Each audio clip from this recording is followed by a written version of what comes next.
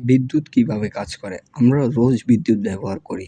আলো জ্বালাতে, mobile charge দিতে, ফ্যান চালাতে। কখনো কি ভেবে দেখেছেন বিদ্যুৎ আসলে কিভাবে কাজ করে? বিদ্যুৎ হলো ইলেকট্রনের গতি বা চলাচল। ইলেকট্রন হচ্ছে এক ধরনের উপনাবিক কণা যা পরমাণুর ভিতরে থাকে এবং এদের গতি থেকেই বিদ্যুৎ তৈরি হয়। বিদ্যুৎ তৈরি হয় কিভাবে? পাওয়ার প্ল্যান্ট থেকে টারবাইন ঘুরিয়ে জেনারেটর ইলেকট্রনকে পথে চালনা করে তড়িৎ শক্তি তৈরি করে। বিদ্যুৎ তাপশক্তি, বায়ুশক্তি বা সৌর পদ্ধতি আলাদা হলেও মূল কথা একই। এখন জানা যাক বিদ্যুৎ আমাদের ঘরে আসে কিভাবে। জেনারেটর থেকে উচ্চ ভোল্টেজের লাইন, সেখান থেকে ট্রান্সফরমার ভোল্টেজ নামিয়ে নিরাপদ করে।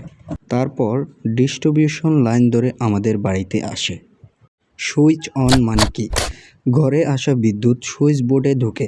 সুইচ অন করলে সার্কিট সম্পূর্ণ ইলেকট্রন ভোল্টেজ পৌঁছে আলো জ্বলে।